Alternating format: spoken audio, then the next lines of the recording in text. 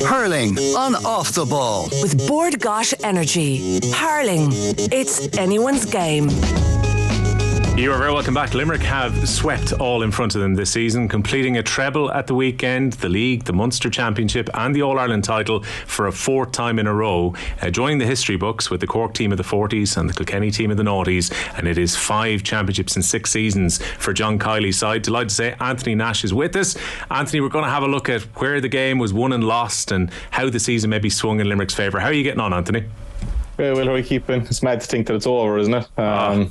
Which will obviously lead to another day's debate again over the long rest of the summer and the winter. But some stature after reading out there, in fairness to that Limerick team. Let it be the August and September debate about where the All-Ireland final goes. In the final we've just seen 26 shots they took in the last 26 minutes. They scored 21 points from it. There's a Limerick team who only had 5 points on the board pretty much coming up to the half hour. Is that as devastating a display in the second half as you've seen from a team? Yeah, 100%, yeah. And against, it's not as if they're against, a weaker side or anything like that. They're against the second best team in the country the last 2 years. Phenomenal performance, those stats are just incredible. When you look at the shots that went over, Peter Casey's too, especially there, under pressure, right side, I think he's predominantly left-sided, I know he's as good off both, but hanging out over the sideline, being well pressured by the defenders, to get those scores. So they weren't easy shots in any way, but they just seemed to regroup at half time. And they tend to do that, and the great teams tend to do that too. The 10 minutes before and the 10 minutes after half time seem to be the time where the foot goes in the throat. Like Brian Cody's Kilkenny that you alluded to there a while ago, I'd say their stats for goals 10 minutes before and 10 minutes after half time were just crazy, and it was really when teams felt the pinch. But they blew a very, very, very good Kilkenny team away. And it was just the dominance for me around the middle third. It was the half back line that really kind of kicked on and dominated Kilkenny's puckouts. Yeah, I think over the last 7 years there's probably been 3 performances from Limerick that really stand out. It would be when the chips were down a little bit against Tipperary in the Munster Championship and they found themselves 12 points down and came out in the second half and were just incredible.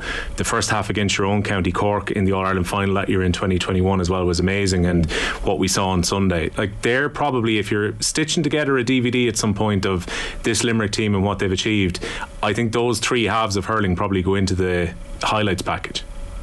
As a group, and I speak about the players and the management, what I find very impressive about them, and everyone was screaming for the water breaks to go, because the first 15 minutes of those water break games, the likes of Waterford, and I think threw everything at them.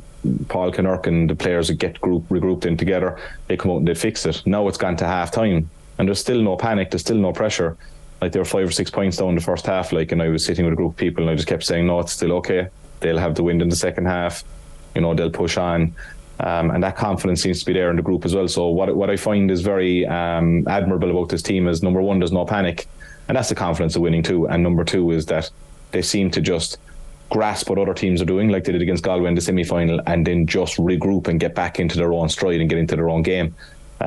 So those performances, the Tipperary second half that time, and this second half, were just, Jesus Christ, they were enough to win games, 21 points, is enough to win a couple of games, you know what I mean, or be close or thereabouts, but to do it in that length of time is incredible. But it's the one thing for me is I always find it that even when things aren't going their way and everything like that, it takes a team's perfect performance against them to get anywhere close. And in the last 4 years, no one has well, I know Clare beat in Munster, but in Croke Park, no one has been able to do it.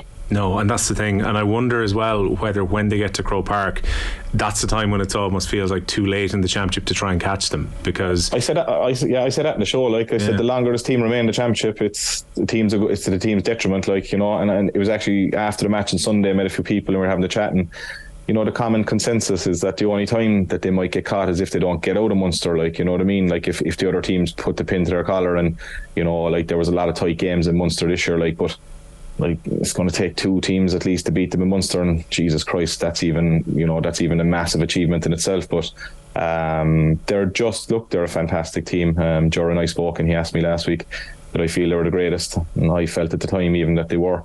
I know David Herity came on and spoke about Kilkenny and obviously the age profile and how they changed and stuff like that, but I just think with the players that Limerick have lost over the last few years, losing a hurler the year in Keane Lynch last year and still pushing on, in 2020 that they lost the full back line where Barry, Nash and Dan Morrissey had to go back in. This year it's Declan Hannon and Sean Finn, you know what I mean? And like, none of them are small parts to that team and still go on and win All-Irelands, like, so, you know, so they're a super side. Yeah, like, it's a fair old situation where you end up with Dan Morrissey, you probably wouldn't expect it to have been full back going into this year, is in the 3 shirt in an All-Ireland final, and Will O'Donoghue, who I think most people would have had nailed on as himself and O'Donovan as just Limerick's midfield, and they're the 2 guys who are going to win ball, that Will would end up at number 6 within an All-Ireland final as well, and that they'd be doing so without Sean Finn, who's arguably been the most consistent cornerback over the last 5 or 6 years. To be missing such a kind of a spine to your team and to have to kind of rejig and relearn and move players into new positions, that probably makes this achievement all the more impressive, doesn't it? So I accidentally bumped into Ger, accidentally on purpose, Ger and Arthur for a drink after the game on Sunday, and we were having this conversation and we were just saying like that. My point to them was that if you look back over the time of hurling, like that the best hurlers can play anywhere, and I mean now the pinnacle of players can play everywhere, like, and Tommy Walsh, who's on off the ball all the time obviously as well, was probably one of the main guys to do that could play corner forward, corner back, midfield. Like my cousin Barry started as a forward, Declan Hannon started as a forward, you know, Dan Morrissey's predominantly a half back, you know, and you're looking at all these players. Kyle Hayes was a centre back, played centre forward, Cian Lynch, like, they're just fantastic hurlers. Well, I just think that they're, and obviously with the coaching set up with Sean O'Donnell and the stats showing them what to do, and Paul Kinnerk and everyone else inside there, like that, like what Barry did, what I see, and it's not because he's my cousin, but to start as a corner forward or a wing forward, now going back and being a full backline player, I think is one of the biggest, you know, swaps. But they're just great hurlers. They're very good players. And what Will O'Donoghue did in 2 games, like, and he's, do you know what, like, it's the selflessness to give up the game that he always did, just to sit in the centre back position and do it in as well, like, you know, and like, it's just an incredible, like, when you still look at that half back line, like, you know, in the second half, and I know we'll get on to maybe later, is Owen Murphy's looking at like Diarmaid Burns, Will O'Donoghue and Kyle Hayes, like, and you're kind of going, Jesus Christ, yes, Declan Han's a huge loss, don't get me wrong, but that half back line hasn't been weakened much, like, you know what I mean? And then to have Mike Casey, and even like you said, they mentioned after, like, without Richie English as well, you know, on the bench, it's like they just have an array of talent in the squad, and look, they're the best team, and they have the best hurlers, and no matter if it's 2023 or it's 1943, the best hurlers tend to win games unless something dramatically bad happens. Yeah, next man up seems to genuinely be the mantra with this team. Yeah. Someone else will plug into the system, and that's not meant in any kind of negative way. The system, actually, it's a good thing that you're able to change players around, and that it seems like the team don't get hurt by a result despite the personnel moving around. Let's have a look at some of the 5 reasons then that Limerick are sitting here as 4-time All-Ireland champions. We might kick off with something that's very much the start of the year, and that's Aaron Gillane, who would be my pick for Player of the Year. I know the Sunday Game opted for Kyle Hayes, and there's an argument probably around a few players this year, and Darragh O'Donovan and Burns probably in contention as well, and Owen Cody, and we'll see who's nominated by the end of it. But maybe the management around Aaron Gillane is pretty crucial here, because there was that possibility that Aaron Gillane under a different management system doesn't come back in, and if Aaron Gillane doesn't show up for this year, then it's a problem for Limerick for the entire season. But this is a guy who's come back in. He's been incredibly important in big games, Anthony, during the year as well, and is very much a contender for Hurler of the Year when the awards are given out in a couple of months. Yeah, like, you know, you could discuss moments of the match that win the game, and it's probably moments in the year really that I kind of look at, and like I remember on Twitter Aaron Gillane in a soccer kit while Limerick were training, you know, and everyone's like, the rumours, like, look, rumours fly, like there was rumours about my cousin not playing on Sunday, and you know, there's always rumours like Gerard Haggart who's fired off the panel. Like when you're the kingpins of a sport, team people and teams like try and knock you down a bit, but like, to me, I'd agree with you. I think he's Hurler of the Year. I think the man of the match performances he put in, you know, 2 days in a row, and just what he did against Clare showed how good he is, and that's not taken away from Kyle Hayes. I think Kyle Hayes is deserved of a Hurler of the Year too. Do you know what I mean? Like, he's just a phenomenal athlete as well and has had a great year, but the winning of the All-Ireland could have been the management of that situation, as you said. Like, look, Limerick have no player that's irreplaceable, and they'll say that themselves, but I do feel that Aaron Gillane's free taking, I alluded to this at the start of the year as well, that like, not only is he a difficult player to replace the full forward, but he's a free taker. And if you looked around the team, like, no, Reedy came in eventually and got a starting point for Limerick as well, like, and he is a free taker. But Aaron Gillane's ability to score goals, even retain the opposition's best defender. You know what I mean? Like, he always gets the best man marker, and just his relationship with Seamus Flanagan, like, who's another, I think, one of the most underrated. If you can have an underrated hurler on the Limerick team, which you don't have, I think Seamus Flanagan is probably it. But yeah, I think that's one of the key moments on Sunday and the whole year is how he was managed, how he was brought back in, and you know what? In fairness to him, the attitude he showed all year too. He worked hard in every game, he fought for every ball, and people think about hard work as hooking and blocking. Sometimes a 50-50 ball goes into a fella, or 60-40. He fights for it, do you know what I mean? And he holds up the ball as well, and he's strengthened. I remember, like, in front of me on Sunday, Hugh Lawler, he came out for a ball, and Hugh Lawler fouled him, and it slowed the play down. It gave the Limerick defenders a break, and he takes his free and the ball goes over. So it's not just the goals, it's also his physical presence up front. So one of the winning match moments on Sunday was him returning to the panel with the way he was handled and the way he brought his attitude, definitely. Paul Murphy was telling us he's a complete and utter nightmare to try and mark, because he'll go quiet around you for a few moments and then you realise he's either tried to slip in behind or he's made a run. You're wondering where to go to him. He'll play your hurl sometimes when the ball is coming in. He will just make it almost impossible for you to get to the ball ahead of him. Such is both his movement and the cleverness of the tricks, and that has to make him absolutely impossible to try and keep quiet. What I find very good about him is that a physical man of his strength sometimes would get into a battle with the full back, you know what I mean? But he disengages first and goes behind you, and then all of a sudden reappears. So I think it was 18, Colm Spillane was on him, and Colm was playing him from in front, and Aaron played the hurley cutely twice, came in, and unfortunately for us, he lost his hurley on both occasions. Like, he kicked one off me and over the bar or something like that. So Colin came in and said to me, what'll I do? And I said, look, you just can't mark him from in front. Trust your pace, trust that you'll get there with him, but don't play him from in front, because he'll come in behind you where you don't know where he is, and then at the last second he'll just clip your hurley or your hand, catch the ball actually very low so the referee can't see the action, and then be in on top of you, you know what I mean? So he's very, very good at doing that. So then Colin started marking him from behind, but like on Sunday he disengaged down in front of the Davin side from Hugh Lawler, and then finally at the last second came in, and it was actually Hugh Lawler caught the ball, which was an incredible catch by Hugh Lawler. But he's very good at that. And then as a defender, you're used to a fella that's big and strong tussling with you. You know where he is. You just don't know where he is. Next thing, all of a sudden he reappears, and he's gone in behind you. Do you know what I mean? So, and I found that interesting. The last day, Limerick really looked for high balls in the top of him, which on top of Hugh Lawler, like, you know what I mean? You're kind of going, Jesus, they have fierce faith in him. But very rarely does a defender, I know I just mentioned Hugh did come out cleanly with the ball either. It's either hitting the ground or something like that, and it's always a dangerous ball. Kilkenny's goal came from a dangerous ball in as well. But yeah, he's a nightmare to play against, and so accurate as well. I would say the frustrating part, and it brings us round to your point about Casey and his work within the game as well, is that Hugh Lawler would probably be happy enough, and Kilkenny would probably be happy enough with the job that Hugh did on Aaron overall within the game, and then other guys step up. And in this case, it felt like Peter Casey was on such a hot streak with the way that he was shooting, that everything he hit in that second half seemed to go between the posts. So, like, that was the one thing I always said during the year about Limerick's opposition, is that every forward or 3 or 4 forwards from the opposition need to hit form, and need to hit form hard. That's what I was saying about Galway, like that Conor Whelan needed a helping hand massively in that game, because Aaron Gillane might be quiet, Flanagan will chip in, Flanagan might be quiet, Gillane will chip in, the two of them might go quiet, Casey in the half forward line will chip in. Do you know what I mean? Like that, like there's always 2 or 3 players from the Limerick forward line that just have an on day, and the opposition need to match that and more, you know what I mean? So like Seamus Flanagan was taken off. Now, I've so much time for that fella. I just think the off the ball running he does to create for Aaron Gillane, and is so selfless, gives it off as well. And Peter Casey was doing very well outside, but then when he came in, Tommy Walsh had actually been stretching his hamstring, you know what I mean? He was, next thing all of a sudden Casey runs right inside, like, and he gets 3 or 4 points to kill the game. Now you could say the game was over that point, but his 2 points from the wing were phenomenal and incredible. And then when he went inside, like, Peter's actually more naturally inside, from the start of his career. But that Graham Mulcahy role, is what you want to call it, as a 15 role, became more vacant, and he took it on and does a great job. But when he went in, he showed how talented he is. And without, against Cork in 2021, wasn't it? He was on line for man of the match before he got injured. You know what I mean? So he is an incredibly accurate forward, and a dangerous forward as well.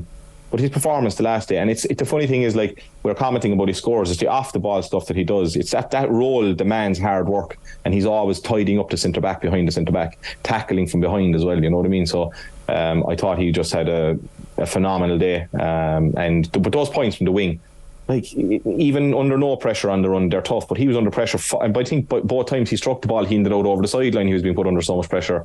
You know what I mean? So, and as a player, you're looking down the field and you're going, oh yeah, like when these go over, it gives your team huge confidence, and demoralising for Kilkenny, because you're hoping that those kind of, you wouldn't call them pot shots, will go wide. But super player,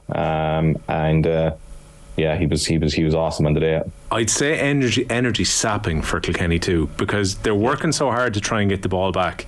They're working so hard because their puck out is starting to dysfunction that it's becoming very difficult to actually get the ball even into Limerick's half. In that last 20 minutes or so, they scored 2 points from play in that last 20 minutes. So if you're Kilkenny and you're having to work so hard to even create a chance at the other end, the last thing you want to see happen is a hot streak of scores coming at the other end.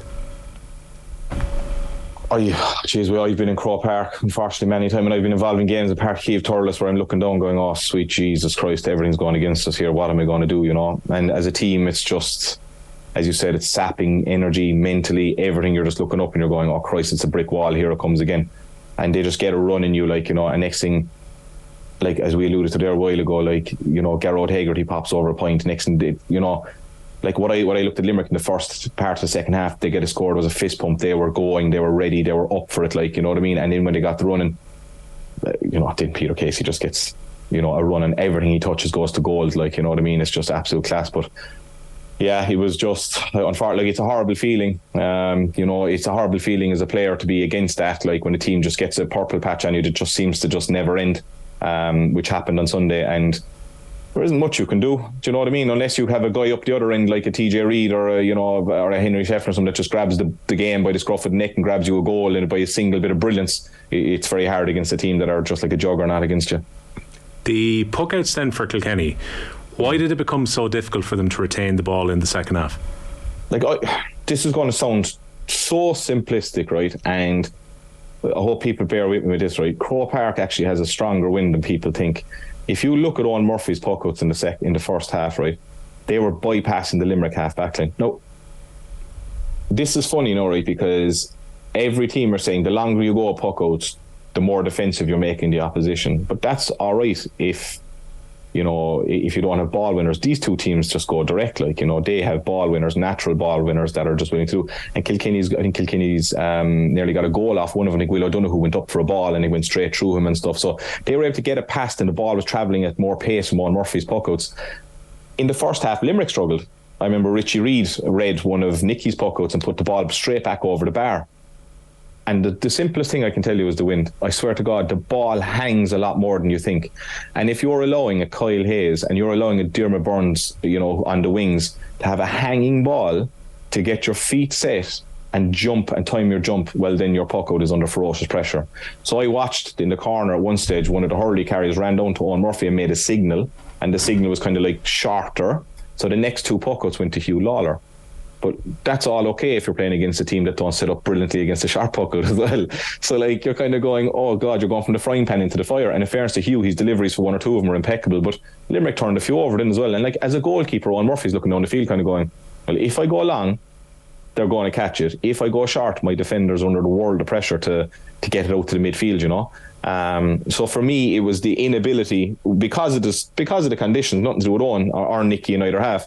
The wind was just stronger than what people felt. The flags were howling, like, you know, and it just took that really long puck out. And that's why I think Limerick's puck out in the second half was a lot more successful than the first half as well. It was going longer, it was travelling more, and when a ball travels more, even if they don't win it, it bounces through.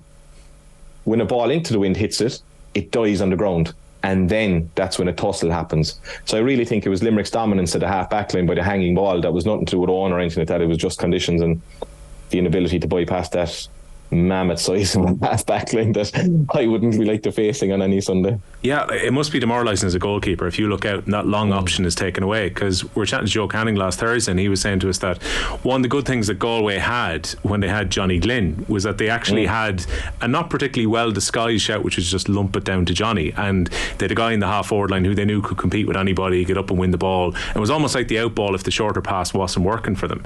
But if you're trying to poke the ball into that Limerick half back line, you're kind of taking your chances, aren't you?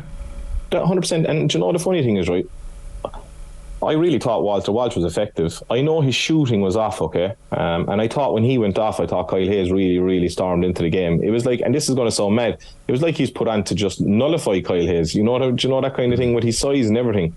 And as a goalkeeper, when you see a fella of his size, that's why I thought he wouldn't start. I thought he was going to come in as a sub. And I thought, like, people are going to listen and go, he's fucking mad, sure, he'd 3 or 4 wides. He did, but he was effective. He got on the ball, he worked hard. It was, if his shots went over, people would have said he had an unbelievable chance. Or if he decided to deliver them in, it was just unfortunate for him that his shooting was bad. But, he really kind of, kept Kyle Hayes quieter, and then just, we're going on top of this man. Like, sure, he played against Kyle Hayes with the club last year, like, and Christ almighty, like, we thought we kept him quiet. He had 3 points and won about 4 frees, and do you know what I mean? Like, that was quiet for us. We were happy with our performance against him. Like, he's just an incredible athlete on top of a great hurler. Like, and then sure, Dermot Burns comes into the game then, and when he starts plucking ball and he's winning frees and delivering them back over the bar himself or from long distance, it's the Limerick crowd force into it, the players force into it, and the opposition just kind of go into their shell a little. But yeah, for me, it was just, like, unless you've 3 Johnny Glynn's, if you can get him on the team into the wind, you're going to struggle a little bit. Nicky Quaid's puckouts, though, has to be considered one of the best puckout goalkeepers of all time. He's management, he's game management. So, like, I did an article in the first 2 about the goalkeepers, the difference in the goalkeepers on Sunday. Like, in fairness to Owen, right, like, I actually said, and I was kind of saying this in a such a positive way about him, that Kilkenny should ask him to do more, like, because he's such a good hurler.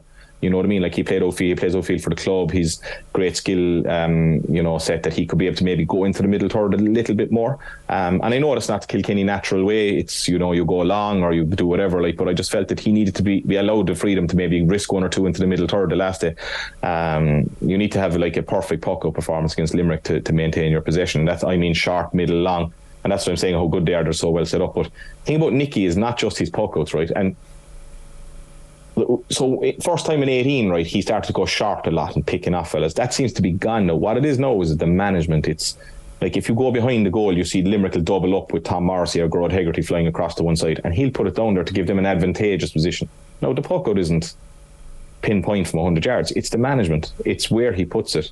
It's when he slows it down. So for me, the thing about him is, I always kind of refer to him as a Petr Cech. He's, his saves seem simple, but he's just in the right position all the time.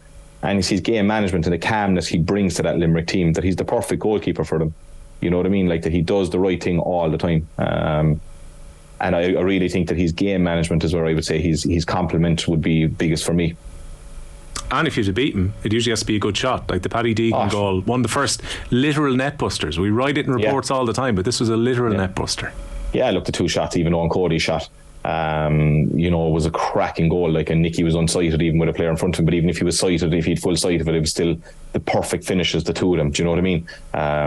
He's a great goalkeeper. Like, and you know what? Like, the best compliment I give a goalie, like, is, we're judged off mistakes very easily, because you do make a mistake and it's a goal. Simple as that.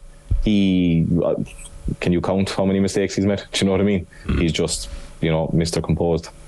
We're going to take a very short break. Hurling, it is anyone's game. Off the Ball teaming up with the Senior Hurling Championship sponsors Borgosh Energy to uncover stories throughout the season highlighting the positive impact that hurling is having on people's lives. For full details, check out borgoshenergy.ie/BGEGA. Anthony Nash is going to stick with us. We'll be back in a moment. Hurling on Off the Ball with Bord Gosh Energy. Hurling, it's anyone's game.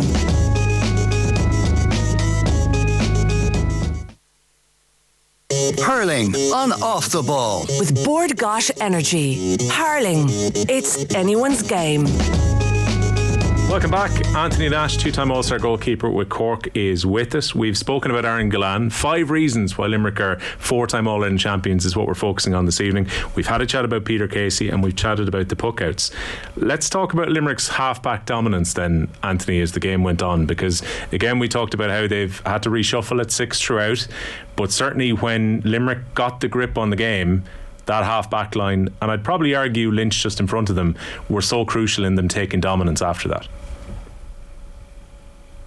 It was funny, like when Kyle Hayes went back wing back, I was kind of thinking, Jesus, like, I think he's a loss, initially, like, because he was such a force to centre forward, he was such a direct runner and everything like that. But like, again, as I said earlier, any good hurler can seem to play everywhere, and he's become a defender. Like I said, that Walter Walsh had to kind of look at maybe curtailing, which is funny. Like, it's I used to love the days, like as a young fella, like you put the centre forward in and centre back and tell him keep him quiet. It's like you're kind of gone to the stage now. We were telling the half forward make sure Kyle Hayes isn't storming down the wing, but like bar Will O'Donoghue, I know, who doesn't shoot that often anyway. He's such a selfless player, but there's such an attacking half back line. Like Jesus, Diarmaid Byrne's scoring record from half back is frightening, and I'm talking from play as well as from frees, and Kyle Hayes the same. But it's just, as a goalkeeper, like, it's just, where do you go? Like, and even Will O'Donoghue at centre back, like, he's such a physical man. Like, it's like, to me, the only way you can beat this team, as I said earlier, is the perfect puck-up performance. Because if you allow that half-back line to get any bit of dominance, it's their hurling, their delivery into the forward line, it's their skill set, it's their laying the ball off to Cian Lynch in the middle, it's, or Darragh O'Donovan, or if Will O'Donoghue is there, they've got the whole aspect. Like, even like Diarmaid Byrne and Declan Hannon might be questioned for pace. Diarmaid Byrne went back, I think, after Tom Phelan at one stage and got a great flick in at one point and showed that he is, like, they're no slouches, any of them. So they're the perfect, if you were to kind of describe a perfect half back line: big, physical, strong, fast, and can hurl.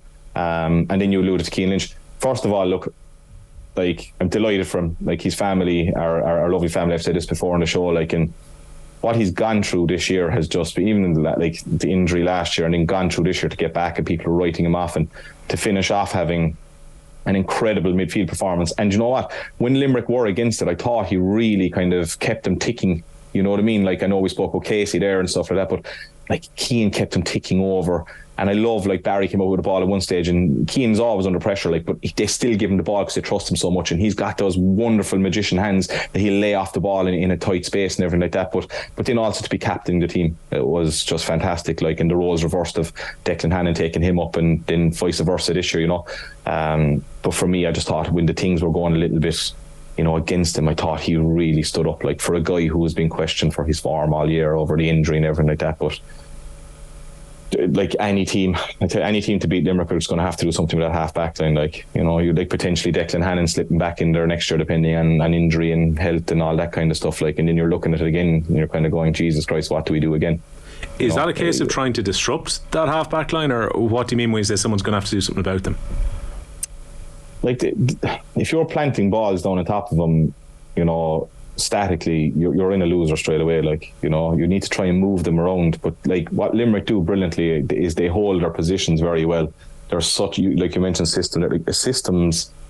Like, a team that, like, you have to remember how long they're down the line in this system. Like, their game plan hasn't changed. Like, they've improved their skill set, they've improved their fitness, and they've improved their strength and skill and everything like that. But their game plan hasn't changed that much. So these boys know this game plan inside out. Like. Yeah, and that's proven by how Will O'Donoghue can simply slip back into centre back and know what he's supposed to do. So I don't know. Do you know what I mean? Like if I did know, I'm sure my phone would be hopping from every county to come up and help them out and coach them. But like, they're just a super bunch of players in that. Like, and you have to throw Will O'Donoghue in there, no, the fact, and Dan Morrissey could be out there next year, and like Barry Nash can play out there. Do you know, they're a great half back line, and obviously the best in the game at the moment. And you know what? Every good All-Ireland winning team have that. I refer back to Sean Og, Rona Curran and Gardner down here. Like, you know what I mean? Like, they were as good as we had, and these boys have it in numbers. I'm glad you brought up your own coaching, because I did wonder about this. Your own home county might well be the team who are best placed to try and stop them. Tipperary will say, because of history, they stopped Cork 5 in a row, they stopped Kilkenny 5 in a row. Maybe it's destiny that they're going to knock Limerick out next season. But given the talent you've had coming through in Cork, and that's not putting any pressure on the current crop of under-20s, but for the last few years there's been a very clear good development of players, and there's great depth about the Cork panel right now. And there was probably an argument this year that Cork could have beaten Limerick, and we could be talking very differently right now if that had happened. Do you have hope that maybe your own county might be able to stop this Limerick team?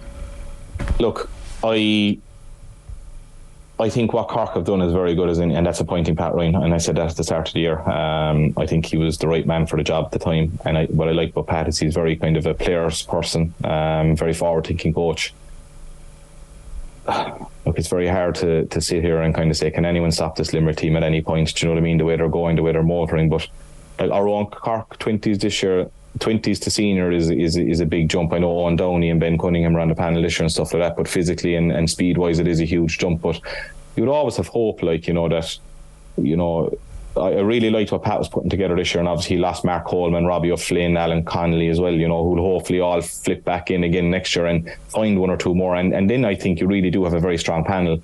And I'm sure Liam Cahill and Tipperary will say the same thing. Like, I know they had one or two poor performances, and they look at it as well. But like I referred to at the start of the year that I felt that Munster team would be a team to beat them. And I know Kilkenny people are listening in, and I do think Kilkenny will be in a stronger place again, like the likes of Billy Drennan, the likes of them, younger players coming through, and like you'd hope for the likes of TJ Reid to stay on in as well. They do seem to have a good demographic there as well, like I coached Dara Corcoran there in UL from Ballyhale, who's a great player, and I know he played a few games this year, but there are a few counties out there, look, bar Kilkenny won't be thinking about it, but everyone else is having to think about it. What do we do, and I always refer to Cork as the one thing we do have is electrifying pace. They have fantastic pace in the forward line and stuff like that. But the big thing is then how do you retain the ball from your own puckouts? Because we do have to find those guys that will stop their half back line from dominating as well. And can you come up with a system to break them down and and move them around and stuff? Because it's all grand saying we're fast, but you need to have the ball to use it. You know what I mean? And that's what teams struggle. Like, it's as simple as that. Limerick's possession stats. People give out about Limerick shooting, right? But they're shooting because they're on the ball so much. You know what I mean? They shoot from distance because they're going, right, reset, next puck out, we'll win it back. Do you know what I mean? And that's it. They put the ball wide, they don't care. They're going to go again. They're going to beat you again for the next puck out. So, it'll take a hell of a team. It'll take a hell of a performance. And that's even sitting here now, 3 or 4 days after the Ireland final, to say that it's going to take one hell of a team to beat them next year. The only thing that, listen, can we sit here after Sunday and say any team are primed and ready to beat Limerick? The last 2 years, Kilkenny have been all our final against them. We've all said Clare could. So it'll take a hell of a performance, but there's always hope, and I suppose every neutral is kind of hoping that someone will come along. But look, they're in a great place at the moment, and I'm sure looking for 5 in a row, their appetite will be there, to become that team, to do it and to be put down as the greatest team. The fifth point we wanted to touch on, and people might think we're a bit weird here when you think Limerick got 30 points, won the game by 9. There are a couple of moments, I think, for Kilkenny which they can probably look back on. One was the contested 65 that they didn't get, that ended up becoming a point at the other end. It was 21-19, I think, at that stage on the scoreboard, which could have been important if it was back to a 1-point game. And then there was the chance for Owen Cody to get a second goal. If that goes in, maybe it changes the complexion and gives Kilkenny something to hang on to. Kilkenny needed to score 3 goals in that point. I felt to have a chance of winning, and I know people, it's easy to say it now, but if they got that goal, went in with a bigger lead at half time, and this is not Jesus, what an incredible shot from Owen Cody, by the way. I was behind it, it skimmed, it was so close, again low on the ground, and what a hurler he's become as well. He's dummy going through at one stage with the fake hand pass under pressure and falling over and got fouled and everything. Jesus Christ, what a player. But compliments to him and even taking on that shot and almost getting in, because Nicky's angles for that were perfect. It was going to have to be millimetre perfect, and he nearly got it. But if you were clutching at straws and you were saying moments in the game, another goal for Kilkenny there, and Limerick wouldn't have panicked and anything like that, but that would have given the Kilkenny another little bit of an impetus going in at half time, a little bit more of a lead, and I felt they needed more of a lead with the wind in the second half. That 65, I remember, it was a 2-point swing straight off the bat, a quick 2-point swing as well, and there's always moments in games. The one thing for me, and I keep saying it's going to take a team's perfect performance for 70 minutes to beat this Limerick team, 70 plus even, and you need all those moments to go your way. Everything to go your way in the day, You need Limerick maybe to have a slight foot off the gas, and you need to have the perfect performance as well. The game petered out at the end. I wouldn't say petered out, but kind of the gap got bigger, obviously. But Kilkenny needed everything they got in the day to get that, and Owen's shot was so close, and that 65 obviously. So if we were to say clutching at straws, if we were to say turning points in the game, what would have happened if that goal had gone in? And it would have given him even more confidence again, and obviously the Kilkenny crowd. But again, for me, it's the maintenance and the dominance for 70 minutes of the Limerick team and bench. I was lucky enough to coach Adam English in UL. There's Barry Murphy on the sideline. These are guys that are starting on other intercounty teams, and I could go through more. Colin Coughlin, I could go through,